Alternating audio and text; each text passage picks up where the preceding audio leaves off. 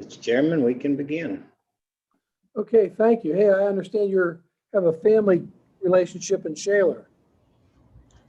You're talking to me, Tim? Yeah, It's news to me, buddy. he said you stop over. Sandy Sanderson. Oh, of course, absolutely. All right, we're now live on the internet. Okay, let's hit it then. Let's start with the roll call. Welcome to everybody to our ALCOSAN Advisory Committee meeting, July 20th. Roll call, please. Stevie? Stevie, you're muted. Nick Bianchi, Lisa Werder Brown, Present. Kinsey Casey, Present. Darla Cravata, Present. Lloyd Cunningham, Present. Dave DeMarco, Patricia DeMarco, Tina Doucet, Present. Ariam Ford Graver, Nick Griesok, Mark Heckman, Rebecca Kiernan, Present. Ken Lasada, Ruthie Ann Omer. Aye. Was that a yes, Ruthie Ann? Stanley Paps, Will Pickering, Mary Ellen Ramage, Here. Tim Rogers, Present? Mark Samponia, Kathy Sapp, Present. Danielle Ventresca, Max Unker, Here.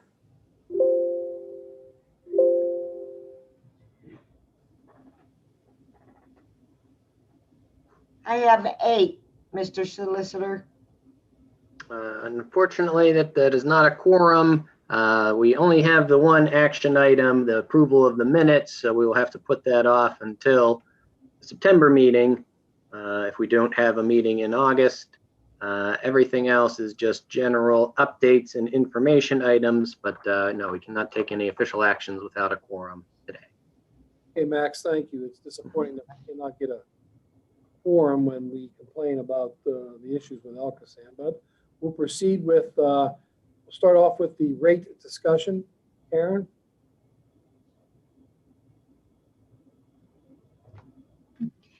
Thank you, Mr. Chair. I'm going to start sharing my screen now, I hope. Let's see here.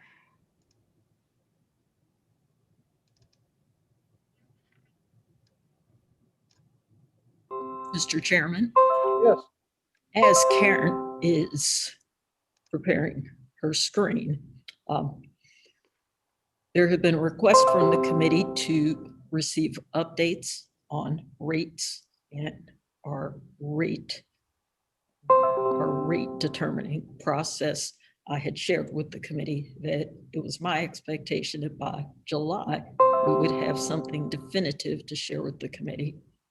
What I failed to recognize was that this group would be meeting before my board of directors meets, which is 2 days from now. So while we do not have the recommended rate structure to share with the advisory committee right now, we'll be coming back with that in September, which will be certainly before we're required to share it with our municipal customers by the end of October. But I can tell you, it's not what we had projected. I do not anticipate it will be what we had projected a decade ago in terms of double digits, 10 to 12%. I don't believe we're going to be in that ballpark. But by the same token, I can't tell you it's going to be 1, 5, 3.5. But we are going to walk through that process with you. Karen? Thank you, Arletta. Can you see my screen? Yes. All right, wonderful. Good afternoon, everybody. As you are well aware, we are in the last year of our previously adopted 4-year rate increase. So the last rate increase was adopted late in 2017, and it covered years 2018, 19, 20, and 21. This is again the last year. So back in March, after the audited financial statements were compiled and completed, we started the process. The process is long. There's a lot involved in it. We'll review that process this afternoon, just so you can get a flavor for how much effort and work and how many moving pieces are actually involved in our rate setting process. A little bit of the rate history. This shows you our historical rates from 2021, which is this past year, back through 1998. There were some years where we didn't have any increases, but they were typically followed then by a larger increase shortly thereafter. So there were, again, some years back in 2014, that was the first year that we did the multi-year rate increase. So 2014, 15, 16, and 17, that was the first 4-year rate increase that ALCOSAN did. Then again, this last one was from 2018 through 2021. So what we are looking to do here this year is to propose another multi-year rate increase.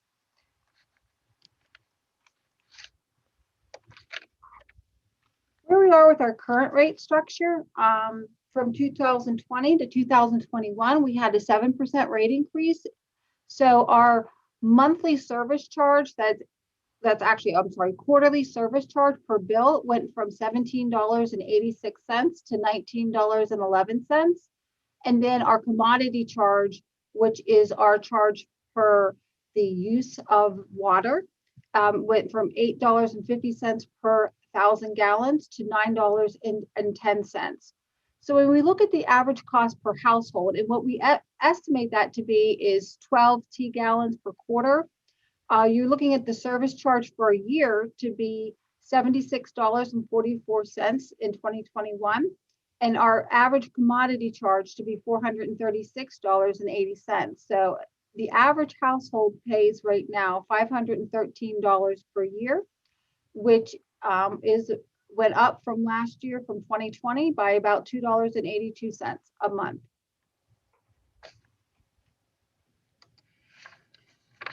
Okay, let's talk a little bit about the rate setting process. As I had mentioned before, it's a very complex process. It's not easy. There's a lot of moving pieces to it.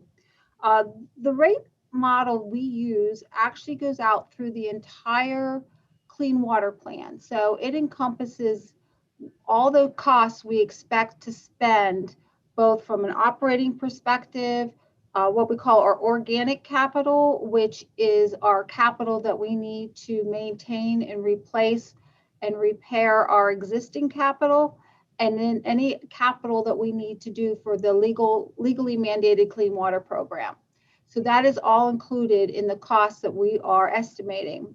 So we need to determine how much revenue we need in order to cover those costs. We also need to then figure out what kind of debt service are we going to need? When do we need to issue new bonds? What do we think the financing is going to look like? How quickly are we going to draw down the existing debt service funds that we have available, which will then indicate when we have to go out for new debt, when that might be, how long it's going to be outstanding, and how much of it are we going to need. We also look at cash funded capital needs. Part of the model assumes that we will self-fund some of our own capital. Actually, the model right now is assuming probably about between $500,000 to $700,000 is going to be self-funded through ALCOSAN's current monetary capability. So it's something that we won't have to go out and actually issue debt for. That helps keep the interest costs down, which is lower debt service, which means that those are costs that we can not pass back on to the ratepayer. We also have to manage our debt service coverage ratios. As everyone knows, debt service coverage, those are mandatory under the trust indenture. The better debt service coverage ratios you have, the better the rating agencies like you. Better ratings from the rating agencies mean lower interest costs. So again, that's less debt service costs that we have to pass back on to the ratepayer. That's all part of the process. So again, CDM Smith, they've been involved with us for over 20 years. They have the model, and we work to update that. So it includes all the actual information through the end of 2020. We provided them all the budgeted information through the end of 2021. So they include all the budgeted, both on the capital side and on the operating side. And then based on the model, we make a variety of assumptions. Again, how much money are we going to need to borrow? What do we think the borrowing rates are going to look like? What do we think the construction inflation is going to be? I mean, clearly we didn't expect the inflated costs that we're experiencing right now because of COVID. So that's an item that we didn't consider the last time we did this. So we're going to have to take a look at what does that mean and how does that impact our rate setting going forward. What is the timing of regionalization? When are we going to be taking over those costs associated with the operations and maintenance on those regionalized assets? So when are we going to be doing that? How often are we going to have to do that? What are those costs are going to be? When are we going to have to put on additional crews on staff and pay those additional operating costs? So again, timing of the capital spend down. So we know the Clean Water Program, now that we have projects that are started in the plant, we have, obviously the parking garage has been started and the north end construction has been started. So when is that money going to be spent? When are we going to need to enter into the bond market again? So this is all items that we have to take into consideration when we update that model. So that's pretty much where we are today. We have these assumptions made. We have run various scenarios through the model to look at what would happen in various situations. What if this? What if that? So we're in the process now of looking through those scenarios and determining what makes the most sense. What do we think is going to be the best fit that's going to provide the revenue stream that ALCOSAN requires to have with the least impact to our ratepayers? How do we best serve our ratepayers and also protect the finances that we need to in order to move forward with the clean water plan and the operations and maintenance of the plant?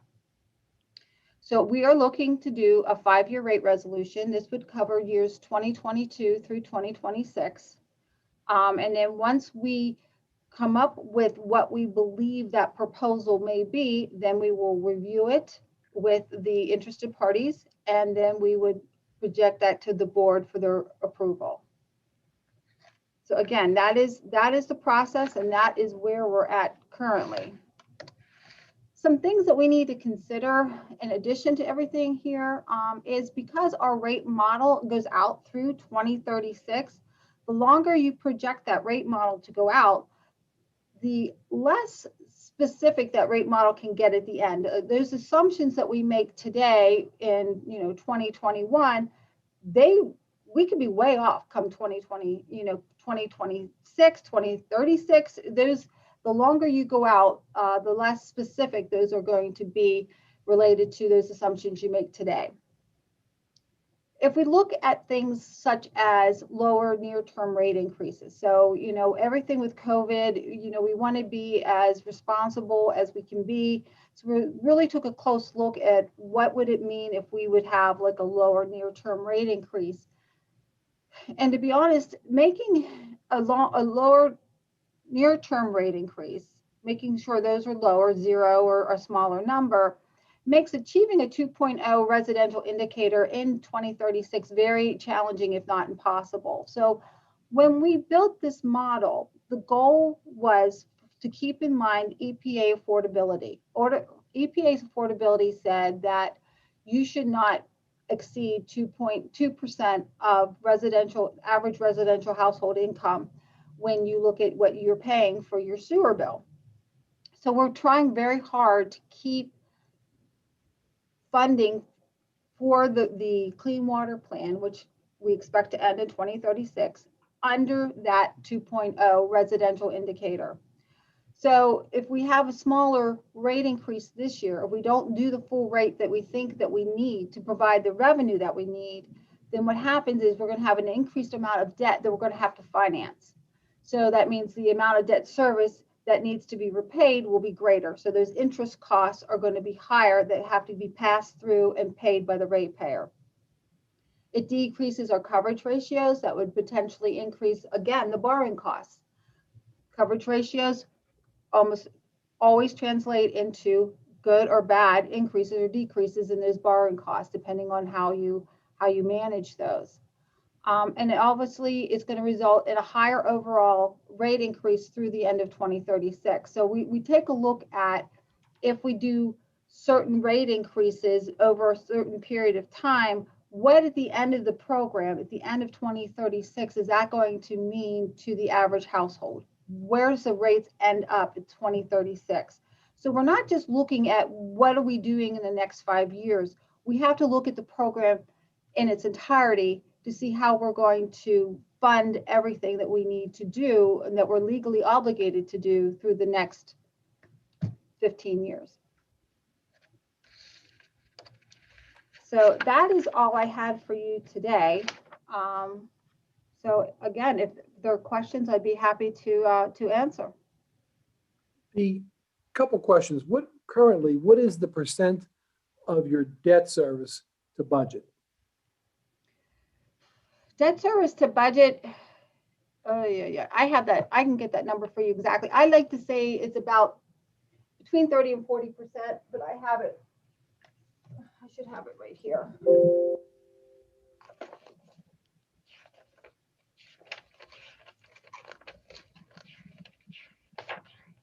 And let me welcome Mark Samponia, who joined us a little late. It's 36%.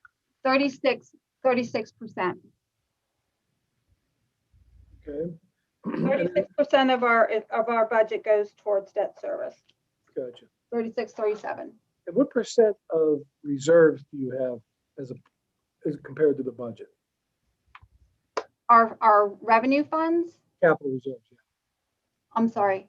I didn't hear you. Capital reserves? We don't have capital reserves per se. We have revenue funds, and in our capital money is in, we have two accounts for our capital money. One is our debt money that we have that we can spend for our capital projects. Those are bond funds that are restricted for those specific projects. The other money is is set aside for the GROW program. It's in the CAP facilities fund. So you don't have any other reserves? No, we have our revenue fund.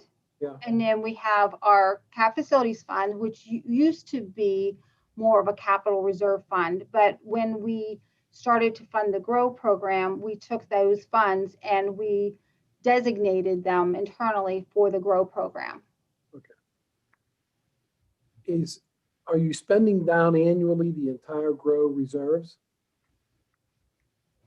I'm sorry, I can't, I'm having a really hard time hearing you. Are you spending down annually the GROW reserves? How much of that is a carryover year to year? We budget and fund the GROW program based on what we committed to spend in the GROW program. So right now there are funds available in the GROW program for them to provide in this latest cycle that they are in the process of evaluating. So it's not an annual spend down. We allocated a certain level of funding for that program, and we are budgeting from our operating funds so much that we transfer that over every year into that program. And then that money is set aside for that specific program. Gotcha. So if you commit to a 5-year rate increase, do you see that as a fixed number, or is there flexibility that says our revenues are higher than we anticipated and you could reduce those going forward? No, I see that as a fixed number. Once we do a rate increase, once we do a board resolution, I see that as a fixed number. Just like the last 2 years, our consumption numbers weren't where we expected them to be. 1 year was because of COVID, and we've had decreases in consumption. So the revenue that we anticipated actually receiving wasn't where we had anticipated it to be, but we didn't go back and try to increase those rates either. So if we do a 5-year rate increase like we intend to do, at the end of that 5-year period, and every time we issue debt, we update our rate model. But we would look at that rate model and then revise where we think we need to be for the next segment of the Clean Water Program. Again, this program is going to go out through 2036. So it's going to be a long-term program. So we'd have plenty of time to revise those rates going forward. So when the EPA looks at affordability, are you allowed to count debt into the affordability equation? Affordability from the EPA is 2% of average residential household income should go towards their sewer bill. So we have modeling that goes out, looks at that calculation to see what the average household income would be for the whole service area, and then what 2% of that income would be, and that's where we try to gauge our rates. The hard part of that is that we try to take into consideration where we think our municipal customers are also going to be, because it's not just the ALCOSAN rate, but it's also any additional charges that our municipal partners add to those as for their own conveyance charges. And so we want to make sure that we are looking at this as a complete package. Karen, Yes. are there any plans for ALCOSAN to look at strategies to continue to fund the GROW program beyond the original time frame? The original GROW program was set to be a certain dollar. We were expected to fund a certain dollar amount, which after this year, after 2021, we should be pretty close to being completed, having funded that commitment. As far as I know, I'm not aware of anything, but there could be instances where that program would continue. I do know that the money that we have right now that is under this program, where we're coming right up against that affordability factor, that residential income, that money is all going for the Clean Water Plan. And those are all costs that are associated. So if we were to fund GROW, in addition to what we've already done, that we would most likely be exceeding that residential affordability indicator. So we would have to, I know the board has worked very hard to try to make sure that we kept the program as affordable as possible. So that would have to be a decision that the board would have to make. Thank you. Yes, Karen, I just have a comment or a concern. Seeing that these rates are the average, I'm worried about some of our communities of color, the disparities that exist and the inequity there.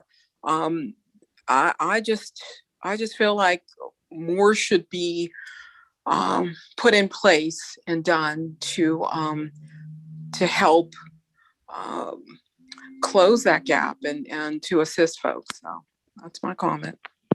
I appreciate that. Thank you very much for your comment. And it is something that we are seriously looking at. We understand that if we would move forward with a multi-year rate increase, that we would need to significantly look at the customer assistance program and look at what that assistance program should look like going forward.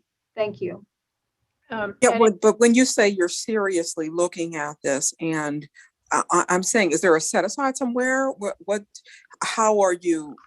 How's that taking place?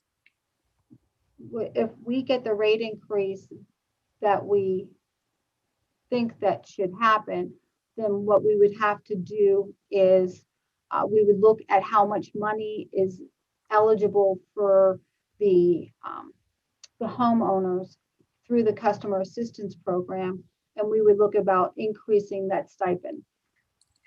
Yeah, so what I guess what I would just like to kind of espouse, or just if I want to look at the numbers, just like you're taking the average, for all of the service area. I'm wondering, can we look at what that income is in those communities and work from something that is a reality to come up with a plan of support, so I just don't think, and I'm sure all those numbers exist. We know in my community and others where the income is, but just to look at that and make some decisions from those numbers as to what and how much assistance can be brought to bear. I can tell you that we would not be able to carve out or create assistance that would be specific to particular areas.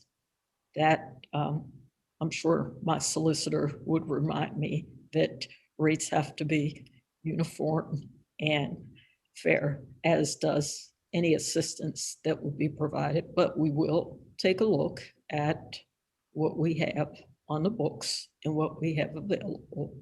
And as Karen had indicated, anytime we implement a rate increase, we look at making sure that we can increase the give back that is going to homeowners. Tina, if I can just point out that right now there's no federal or state funding for customer assistance programs for sewer or water. And that's something that I've been working pretty hard, both in Harrisburg and DC, to change. The Biden administration and some of our members of Congress are very interested in that.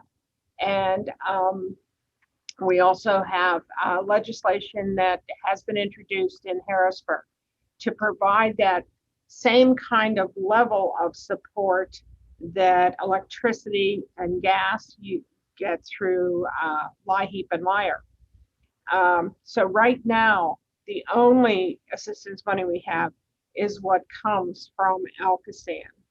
We're working very hard to make sure that that's known to everybody. Tina, we've come into your community and done a day-long, well, however long it took to sign people up, and we're going to, now that we can go back out again, we're going to be doing that again.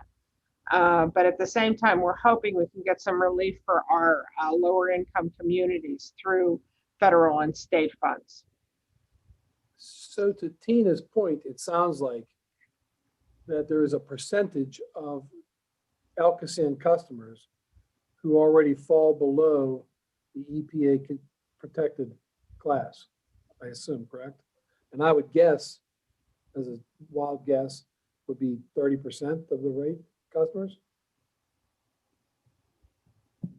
I don't know that it is that high, but yes, there are those who recall the maps with the rate indicators would remember that there are areas that currently fall into what was categorized as the red zones because they are already beyond that 2%. Arletta, have we mapped that? Is there a heat map that shows that so we can consider that? I'm not sure how recently it was updated. Probably a decade ago, we were using those maps pretty consistently in presentations. We'll take a look at it and make it available for the committee come September. That'd be good. It might be something that Jeannie could use when she's doing, when she's working with the state or the Fed to show, that heat map has increased as a percentage over the last decade. And they're falling through. And then to clarify another point, Karen, that you made, just so I'm right, in next year's budget, there is no new funding for the GROW program. Is that correct? There may be a small amount of funding in the 2022 budget for GROW. But I would expect if that would get passed, that would be the end of the funding for the GROW program that we are currently committed to. Okay. One of the problems that may create is that a number of communities didn't avail themselves of the opportunity of the GROW. And they're going to be coming out claiming, well, we missed the boat. But I mean, I don't know how to answer that. We're going to hear that, but I don't know whether we are going to have an answer for that. Yeah, and Tim, I just want to say to that, especially our communities, correct me if I'm wrong, there's a match related to the GROW to that program, correct? It is correct, but it has been a pretty generous to the municipality, the match. So the match could be as low as sometimes 35% on some of these projects. And I don't want to speak out of turn. I want to speak for ALCOSAN, but the basics that they have been working from is how much flow are you removing from the system, and that's how much money you're getting from GROW. Yeah. It really isn't a factor of need. It's more of a factor of delivery of a result that you're going to get out of GROW. But Tina, you're right. I mean, and that's my concern. There are a number of communities that just simply can't afford to do a project. And now they're going to be, the train will be gone for them completely. That's Apparently. right. And they'll be stressed even more. So, I mean, I appreciate the fact saying, oh, we're thinking of ways. I just, sometimes there needs to be more energy, more resources, more creativity around this, and involving, folks that are, feeling that crunch. Our communities are really, at a critical point in some cases. There are, when you're already below the poverty level and you're trying. I have families that we know are living without water, and that's not supposed to be the case. So all I'm saying is that I really think it's time to be as resourceful, creative, and to focus on some of these communities to help in that way. That's all. Those are good points. The other thing, Tina, that I think you want to consider, 2 points, and it's just an opinion here. One is the transfer of the trunk mains is a benefit to the communities. We're not transferring assets, we're transferring liabilities. And so that should help the community in terms of its rates that it adds on to ALCOSAN. Additionally, and ultimately, Tina, where I think this is moving towards is they're ultimately going to be pressing the region to convey its entire asset to a centralized agency, which will diminish the bureaucracy load on the system. They're ultimately going to want us to formally increase the regionalization that we're doing now. We need to do a better job of informing people of the assistance program. In our town, we have many more people that would qualify than the number of people that apply. Well, and the problem with that, Lloyd, you're right, but the problem with that is that many of the municipalities do their own billing. So there isn't a direct relationship between ALCOSAN and the ratepayer. So for that to be reached, like we have asked ALCOSAN, and they have given us through Jeannie information that we put in our newsletter that goes directly to the resident so that the resident has that information. To expect ALCOSAN to reach out to all of our ratepayers, I think might be an overreach. And I think there's an advantage of working with Jeannie where she can give you some information that you can put into a township newsletter on your website and on your water bills that kind of gets them to appreciate that opportunity is out there. I can tell you that my phone calls for aid have gone down considerably since we started publicizing that information. Darla. Thanks, Tim. So I wanted to follow up on the comment about the GROW program, actually. My question is, so we've been issuing, and I don't know if we can answer it today, but we've been issuing grants now probably for 5 or 6 years now. So 2 things. One, in terms of an overall reporting to the committee would be helpful, like how many gallons, how many projects are completed, how many gallons have we how much flow have we reduced? And some of that information probably is available. So that would be a good agenda item. The second question that I have, and may not be able to be answered, is, so we've been issuing GROW grants. Have they all been spent down? What's the time frame on spending down that dollar? So for instance, as an example, perhaps municipality A received a GROW grant in round 1 or 2, but has yet to spend that money down. Is there an expiration date on there, and can those funds, if so, be repurposed?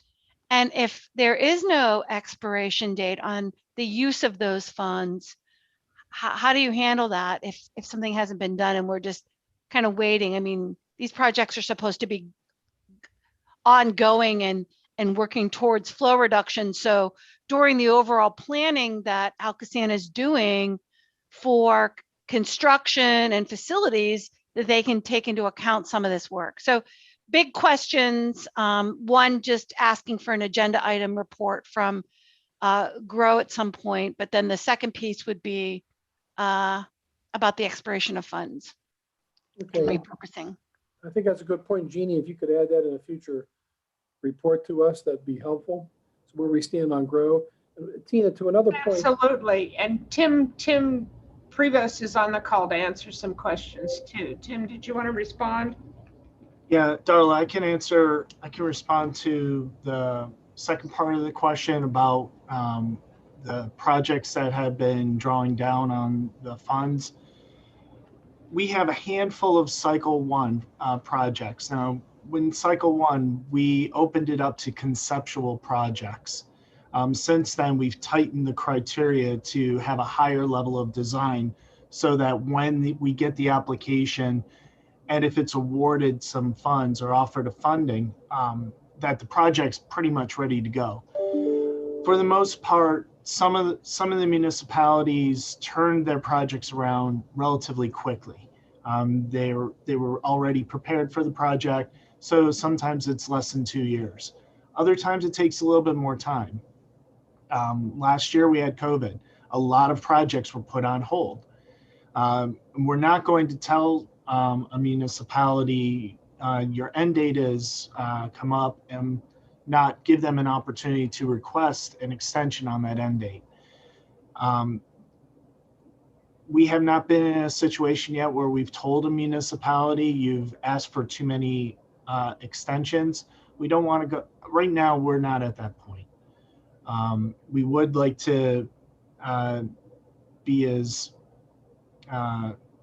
open-minded towards the completion of these projects as possible. But also, if a municipality comes and says there's no way we'll ever do the project, we make the recommendation to that consider rescinding the project. If you, instead of having us hold on to the money for you, rescind it and let's work together to make a better project. And cycle 1, we've got 3 projects left. So we're working to close cycle 1 completely out, cycle 2 and 3. Everything's moving forward. We do our best to get these projects closed out as quickly as possible, but it's the municipality's timeline, not ours. And we do everything we can to work with them. In regards to the performance, we assess performance with every final report that comes to us. So if a project's getting due, the very last thing that they have to do before they get that last payment is submit a final report. And if we have questions on the final report, we ask the questions. And we take the information that they provide to us and we use that to inform how we move forward with future cycles. And for Tina, you mentioned a little something about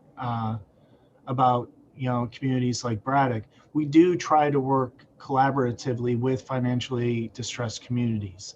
That is something that we encourage. We want to work with everybody, but we also do understand that some communities need a little bit of extra help and attention. We do try our best to provide that attention.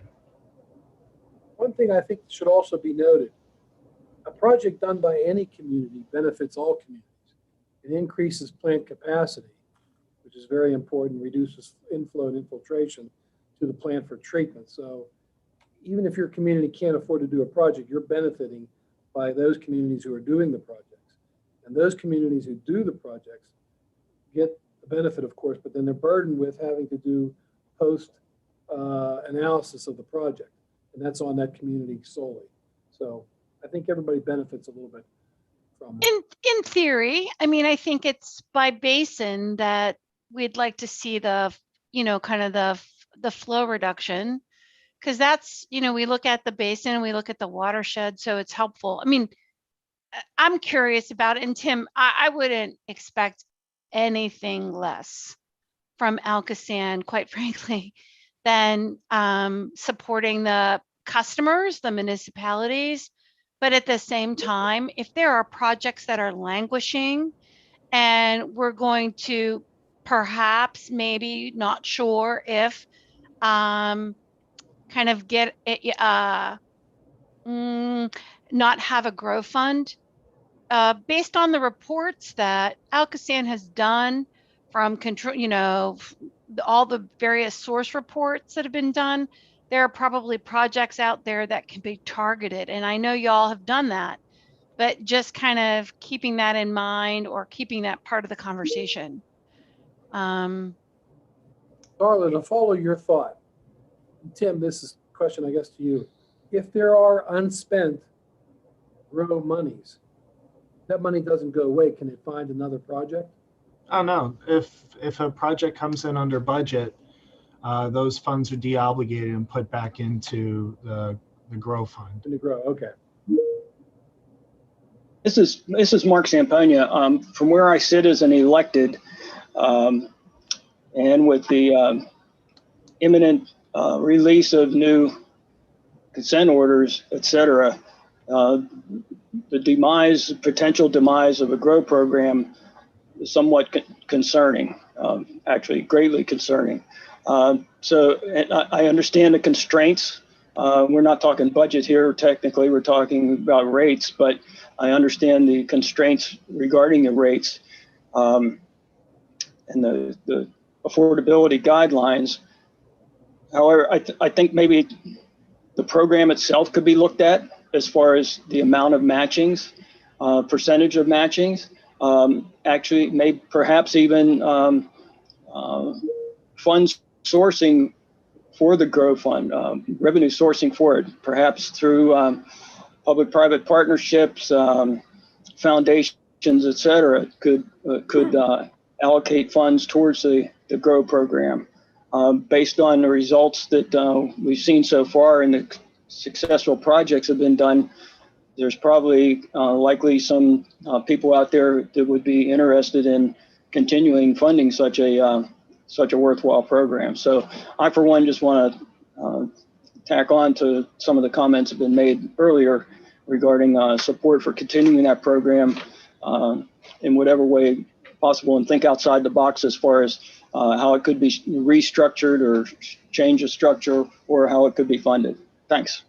Can I ask something too, or point something out? It is really tough to make the match sometimes, and the new requirement or newer requirement for 60% completion of engineering is, if you don't have money to begin with, it's really hard to have money to pay for the engineering for something you may very well not end up going through with. So I don't know how you crack the nut, especially for communities that are strapped. I mean, that's like a gamble. Do I want to spend $50,000 and maybe get nothing? I mean, when $50,000 is, somebody's one employee or something, that's a tough thing. I don't know how you crack it though, and I do understand the position that you guys are in, but at the same time, we have such diversity in the service area. It's really tough to help everybody, or help those probably that need it the most. one question that I had too is, and maybe Chuck Colin can speak to this, the federal infrastructure bill, which is coming down the line to repair infrastructure. Could that maybe fund the GROW program going forward, or some other kind of monies that could flow through ALCOSAN for that kind of work?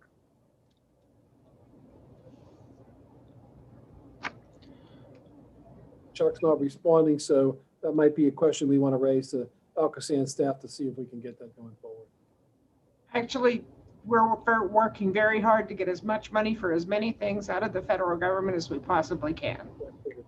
Okay, Gene, thanks. Okay, anything else on this issue? Hearing none, let's move to feedback from the ALOM conference. I was at that meeting. It was probably the best meeting that was at ALOM, the whole event up at ALOM. Did a very good job. And as an aside, that was the only place where the food was any good. But go ahead, Jeannie, you got anything you want to talk about there? Well, I was hoping to hear from the advisory committee members who did attend the conference, both what their reaction was, what did we do right, what did we do wrong, and what did you hear from others? And so I know Tina and Kathy, I kind of gave you a heads up and asked if you could speak on that.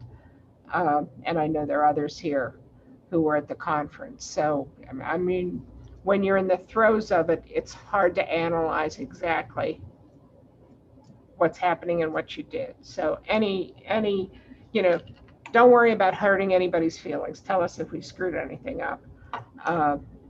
But of course, we also want to hear what we did well. Well, this is Kathy Sapp, and you didn't do anything wrong. Everything was just great. The information presented was wonderful.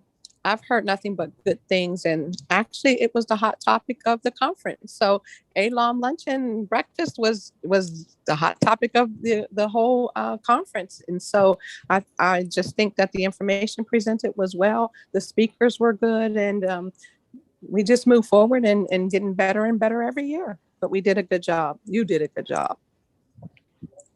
Thanks, Kathy. Your check's in the mail. Thanks, hon.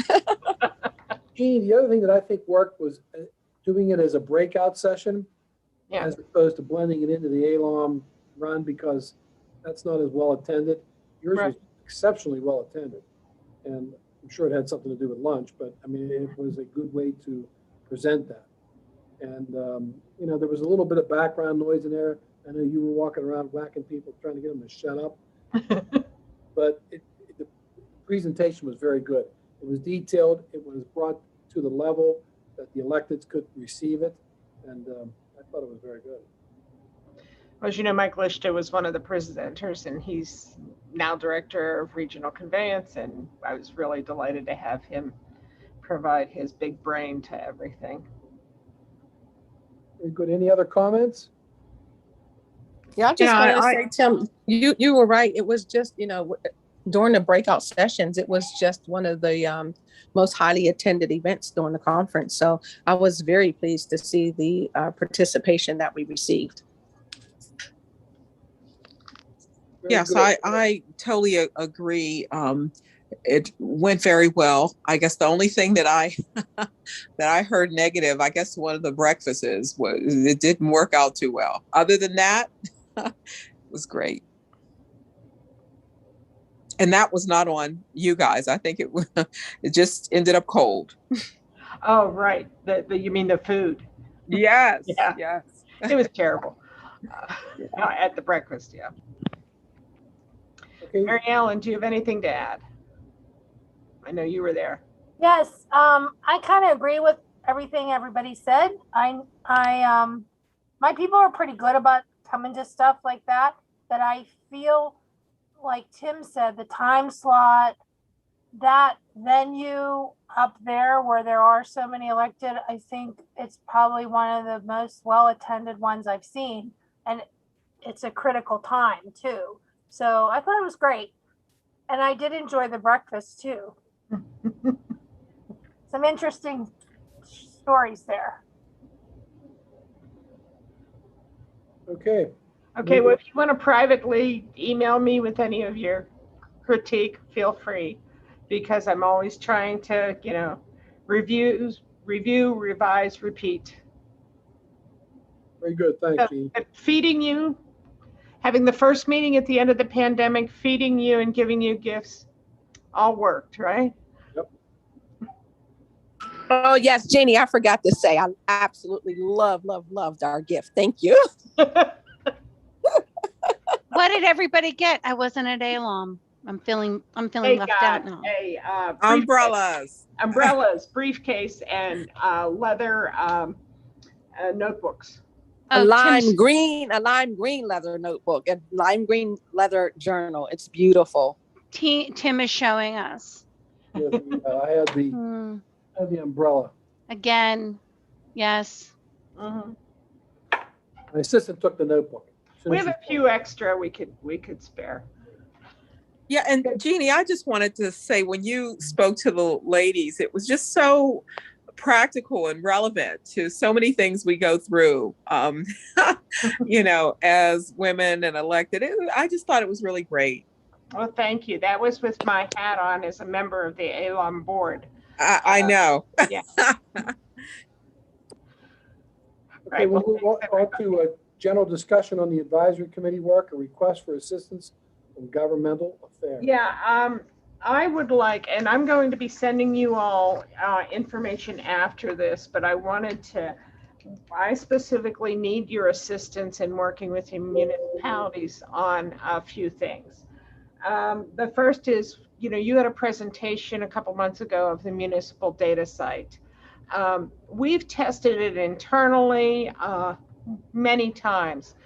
I'm a little concerned that we're too close to it, and I want to make sure that the language particularly is accessible to people who may not do this every day, because one of the things we're doing with this municipal data site is, when in the past only one person had access for each municipality, now you'll be able to grant access to as many people as you want. The managers will be the kind of traffic cop on it. So we want elected officials in there. We want, if there's staff that you want to have on there. We feel this will make it a lot more secure, because right now the managers have had to just pass their sign in around. You could also put your consultants in there, your engineers, etc. You're also going to control your password, your sign in, the way you normally would do. So if you lose the password, you don't have to contact us. You just go back onto the site. It also allows municipalities to upload and download files. So whenever you have a filing for GROW or something else, you can upload them directly. There will be a place within for each municipality on the site, and only people who are signed up through that municipality will be able to visit that part of the site. So your stuff will be confidential, but you'll also be able to share it with the people in your municipality leadership. So the first thing is that I'm going to be sending you information and asking you to go ahead and sign in, go through the sign-in process, and then after you get your okay, because we have to check everybody to make sure that they're legit, and we have a system for doing that, and then go on and take a look at the data site itself. And I've asked some specific questions. You'll be getting a fill-in PDF, and it shouldn't take you very long, but I really, want you to think about folks within your municipality who may not be very technologically comfortable, and see if there's some barriers there. And of course, if you see anything missing, you should let us know. So then after we get through your review and we incorporate all your suggestions, we are going to be launching the site soon, and I hope that you can assist us. We are going to be writing to every municipal manager, both snail mail and email, and making calls to encourage them to be able to sign up, and also to encourage them, if they want, to give us their list of who's pre-approved by them, so that we can get people signed up fast. And so if you can help us reach out to the municipalities in your basins, that would be very helpful. We know that moving to a different website can often be just irritating. Please know that we're doing everything we can to make sure that this has more value for us, is more secure, and is easy to use. And then one other thing I'm asking you to talk to the municipal managers and others about is please open our emails. We've developed a professional email system with a customer relationship database that we've worked very hard on for more than a year, and that we then use a special program to send the emails out. The emails are a little more eye-catching than they've been in the past, although you could mistake them for marketing, and that's one of my concerns. We don't send emails out a lot, usually fewer than one a month, and we try to make sure that they're relevant to our municipal partners. The most recent one that went out was the Municipal Connections. We're going to be sending one out about the Army Corps' program to educate people about flooding. It's for your residents and your businesses. It's an online program that we've helped the Army Corps put together and ask them to help. Even though we have nothing to do with flooding, we know that everybody out there is suffering from flooding. So that's going to be the next one that goes out. So if you can encourage people to just open the emails, they're not long, they don't take a lot of time. I know we're all overwhelmed with emails, but you know, mine are special.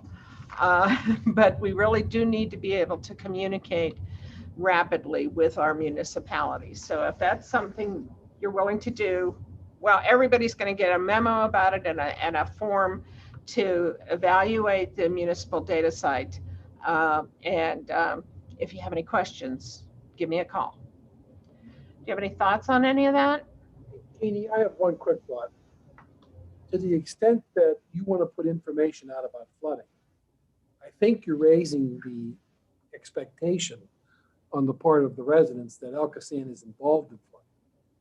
Maybe there's a better way to fill that out. We're going to be making sure in that email that it says, you know, ALCOSAN does not work on flooding issues. We are just cooperating with the Army Corps of Engineers to get the word out.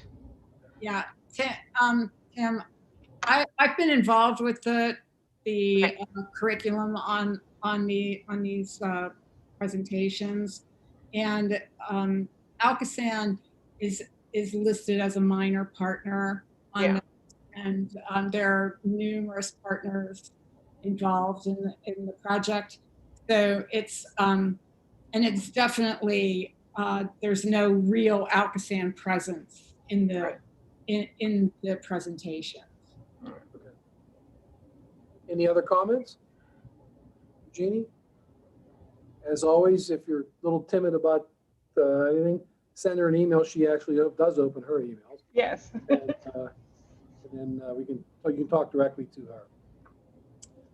Reports from the members on activities within their basins. Anything that anybody wants to report? I have two. One is that the flooding on CV Road has nothing to do with the Township of Shaler. So if you're aware of that. We just did open up a bid for a $750,000 project. The bids came in below anticipated costs. So if you're getting ready to do some bidding, the numbers are pretty good out there. And it is it's a lining project on a above the gold line standard area of the township, and so there's some good numbers out there if you're bidding them. Now, Mary Ellen is aware ARCOG has a program through the COG where you can get emergency repairs and any other repair. You don't have to do any bidding. You don't have to do any advertising. You just draw off the COG contract, and it makes getting things done a lot easier work-wise. These numbers even came in underneath our COG bids.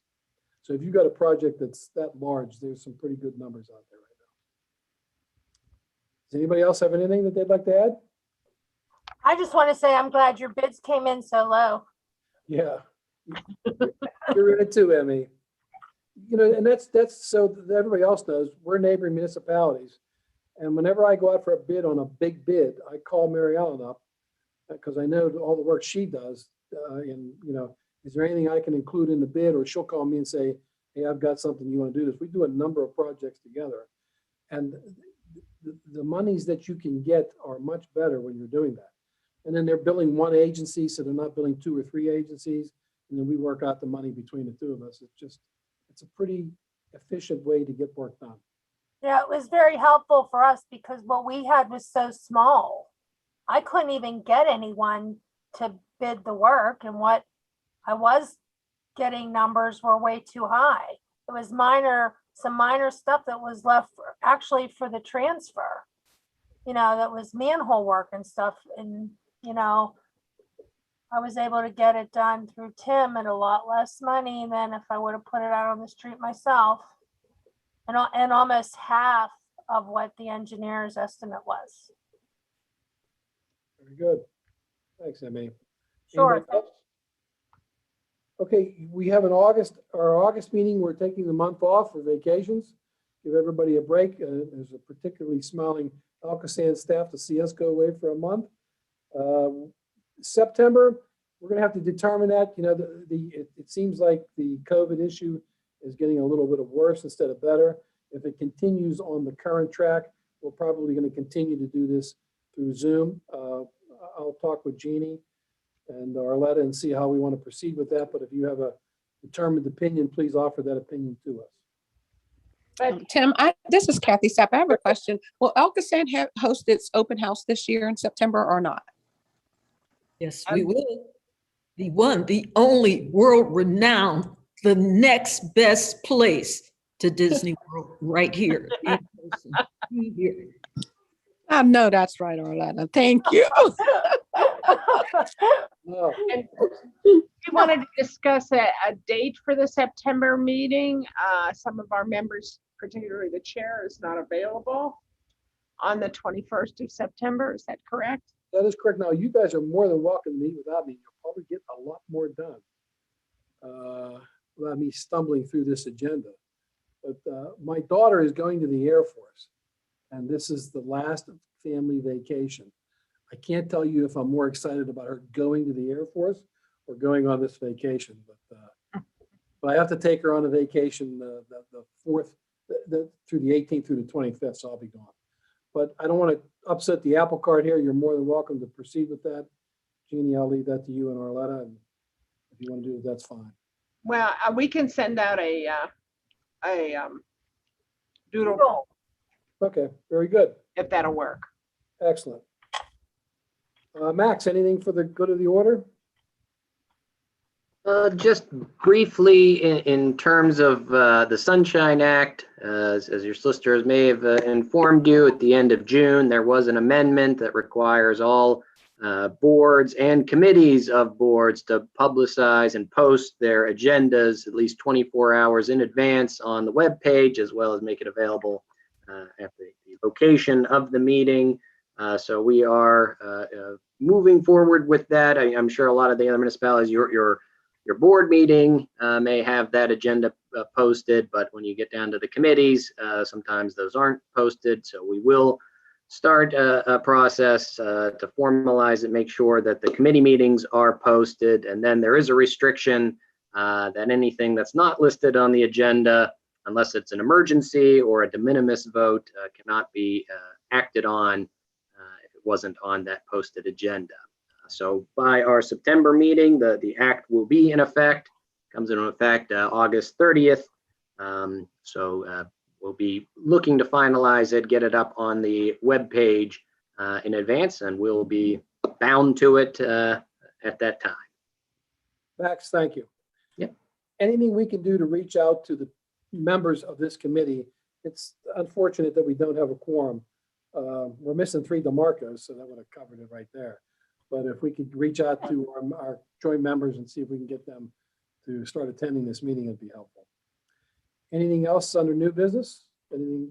And to be fair, Danielle Ventresca did contact me about 10 minutes before the start of the meeting saying she had an emergency and couldn't make it. And Ruth Ann called me yesterday to say it was unlikely she was going to make it. That's fine.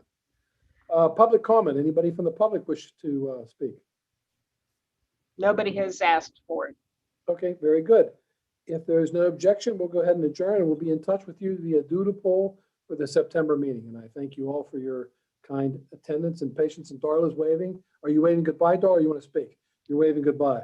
All right, goodbye, everybody, and thank you for your time today. Thank you very much, everyone.